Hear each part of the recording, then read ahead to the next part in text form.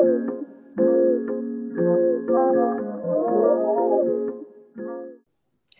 everyone. I'm Jamie Vaughn with How She Got There, a podcast by Nxt Level.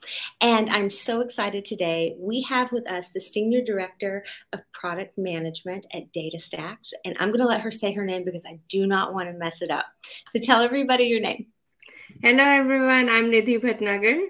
Hi, Nidhi. How are you today? Good. How are you doing? I'm doing great. Now, you just got back from India, didn't you? Yeah, I did.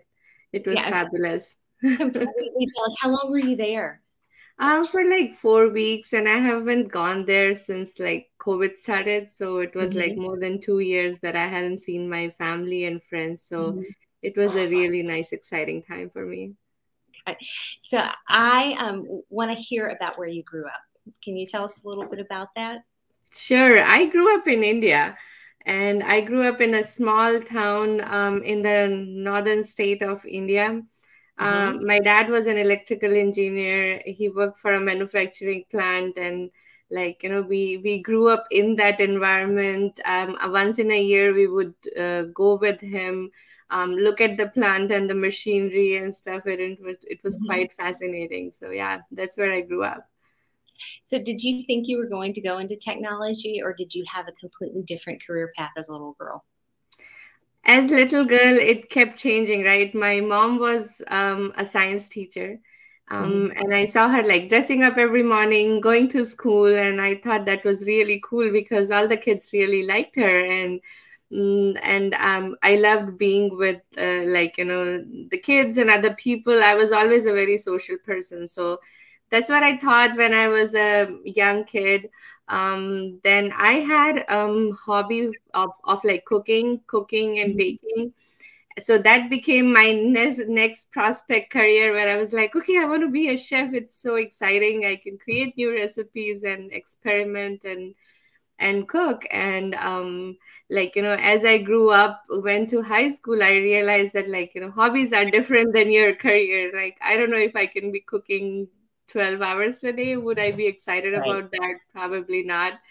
And that's when my technology background, being with my dad, seeing things around, and I realized that that is what I want to take as my career going forward. And the path just went on from there. So what did you major in college, and how did you end up in the United States? Yeah, so I majored in electrical engineering, just like my dad. Those were the times where computers were just getting in to the picture. It was well before the dot-com era. And computers is something that we had just started seeing when we were in college. It was kind of even rare to get the computer time. When I created my first email ID, that's when the internet was just getting started, and I had the opportunity to have the kind of ID that I wanted because they weren't taken, right? So that's how I got exposed to computers. My first job as a part of the campus interviews was in IT. So it was just a gradual move. It was really exciting time. More than anything else, what's important for us to that I had a lot of college friends who were going to the same company. And we were like, wow, that's great. Now we have an adult life. We'll be making money. We can live together and have fun after work.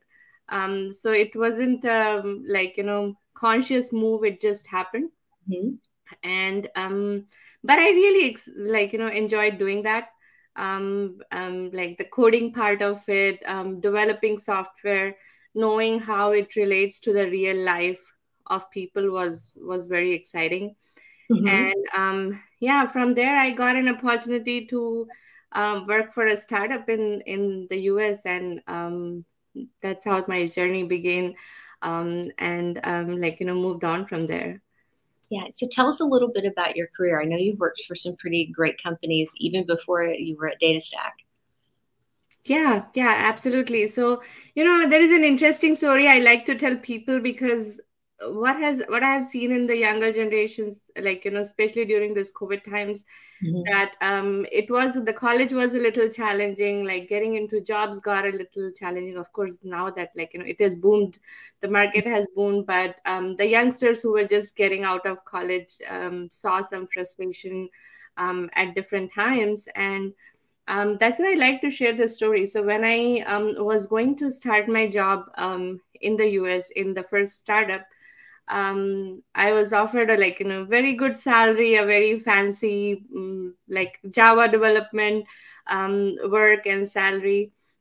And then the dot-com crash happened. Mm-hmm. So before I could join, I lost that opportunity.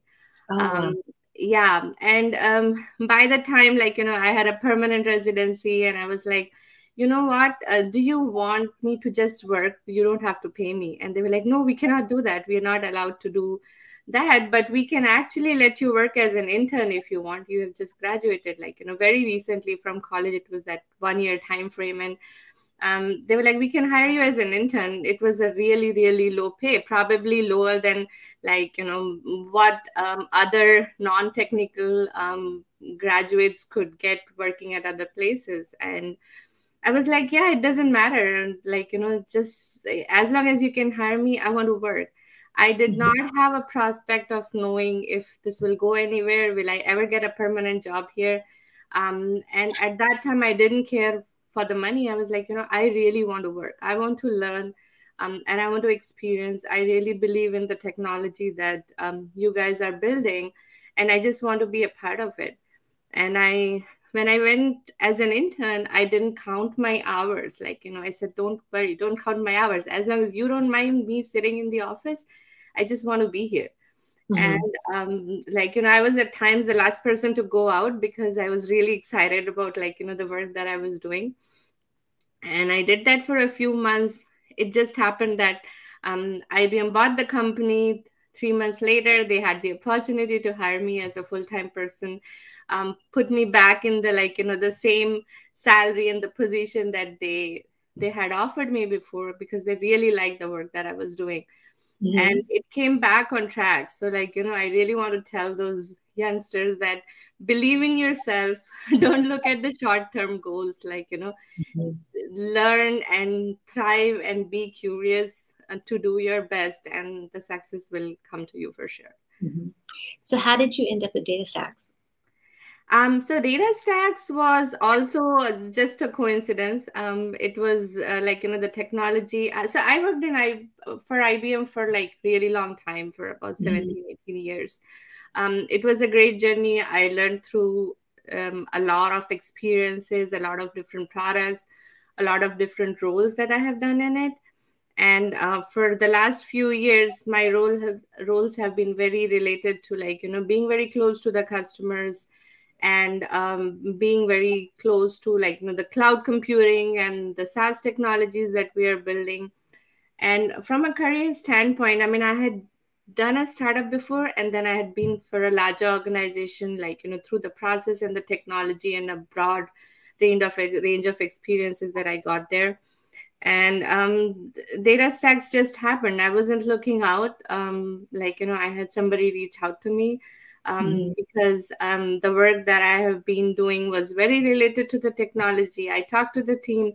The best thing I liked was the team that I was going to work in. I really believed in the leadership team, and the technology that they were building. And I was like, I think I'm ready for the next step, like take that startup challenge again, and like, work through that energetic environment and build something new.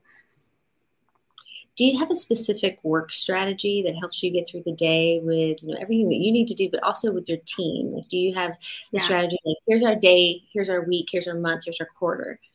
Yeah. I mean, there is a fine line between management and micromanagement. So Mhm. it's very important to keep that, like, fine line in place.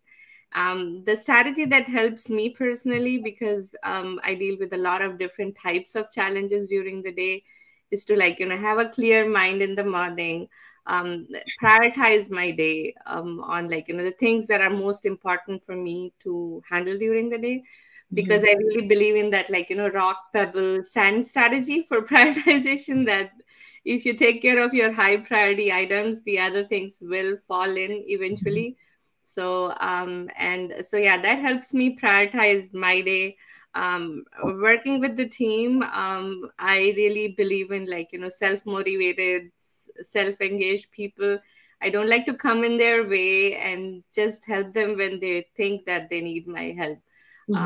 Like, unless I see that things are probably not going in the direction then that they should have been, and we need to have further conversations, because what works for me may not work for others.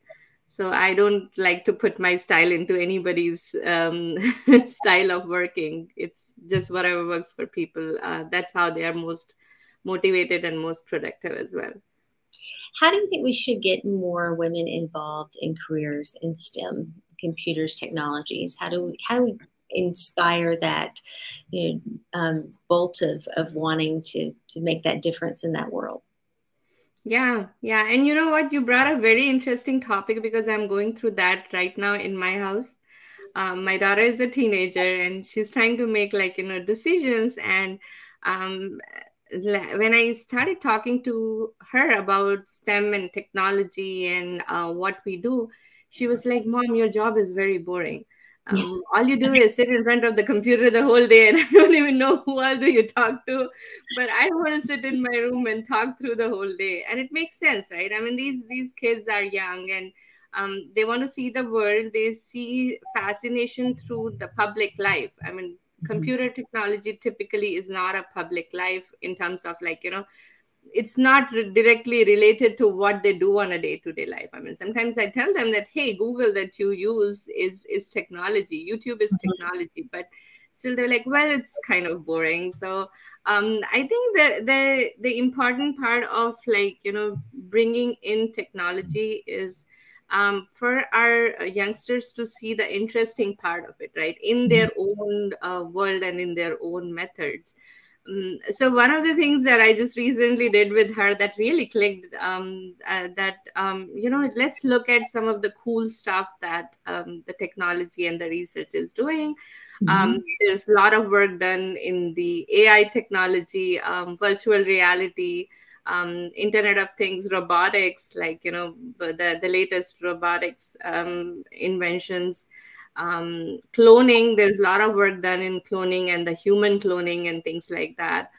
And I showed her some of the videos, and she's like, "Wow, Mom, now this is great. I think I like this, and this is probably I want to do." So, interesting is like interesting, and what you're interested is very relative to your age, your, like, circle, and, like, the environment that you're in.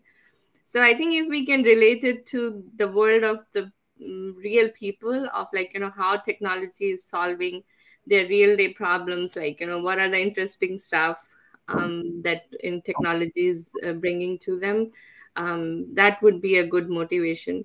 Because, like, 20 years ago, the problem was there weren't a lot of girls in technology. Right. I was like in the batch of 30, in an engineering college, we were 4 girls. And we always found us to be, like, really in minority everywhere. In the labs we were doing, the lab attendants, like, we had some mechanical and lathe machine and carpentry kind of work, where the lab attendants would be like, "Do you need help? I think you need help. I don't know how you would lift this or do this." So it was a very, very difficult mindset, and we're like, "No, we're fine. I mean, we got it. We'll do it," right? So those was, but that was like 20 years ago. Now in technology there are a lot more girls. It's not about being a minority. It's not about being, like, not recognized. All of the large organizations have really good programs for diversity. They focus on getting diversity into their organization as well as leadership. So the infrastructure and framework is now in place. It's about motivating the girls to be, like, relating their real life to technology. That will really help us, I think, getting them into technology. So, what's the best career advice you've ever had or ever been given? Yeah. The best career advice I have ever had was like, it was a mentor I had several years ago. And I was kind of in a career path where I was like, where do I go next from here? Right. And the best advice I got that I give to everybody that I mentor is do not take shortcuts. Like, there are no shortcuts to success. Do not think of the short term successes. Like, look at your long term goal and make sure that you are getting there. And just because I say look at your long term goal does not mean it's going to be a straight line going up. Like, this is exactly I want to get to. This is the path that I'm going to take to get there. Nobody's path is straightforward. Like, you take sideways. Those sideways don't get wasted. Like, you learn across your way going through sideways, because that gives you a breadth of knowledge Yep. of the different areas, and make sure that you're moving upward. Like, you'll get there. Sometimes, I mean, it's some people get lucky with the short-term successes, but most of them don't. I mean, long term does not mean long time, right? I mean, we Right. have had like really great leaders who have made success, but they had their vision. So as Mhm. long as you have your like single vision and going towards that, I think that always helps. I have loved this conversation so much. So, on our last question, I want to hear what inspires you. What inspires me is looking at, like, the technology that the organizations and the people have built that have changed people's lives. Mhm. I mean, from Bill Gates to his work on the PCs to the Apple work. I mean, these were innovations that really nobody thought of or nobody looked forward to, but Mhm. they really changed how the whole world works. So I really believe that everybody has that potential to, like, build the right next thing for the future generations to come, and that's what I thrive for. I love that. So, Nettie, thank you so much for taking time out of your busy schedule to talk to us today. And everyone, if you like what you heard, make sure to hit the subscribe button.